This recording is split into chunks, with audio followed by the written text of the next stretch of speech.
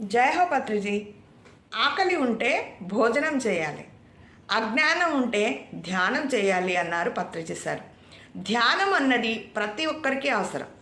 శాకాహారం ప్లస్ ధ్యానం రెండు మనకు ముఖ్యమే. ధ్యానంతోనే ఆరోగ్యం, ఆరోగ్యం అంటే శారీరక ఆరోగ్యం, మానసిక ఆరోగ్యం, సాంఘిక ఆరోగ్యం, ఆర్థిక ఆరోగ్యం, ఆధ్యాత్మిక ఆరోగ్యం.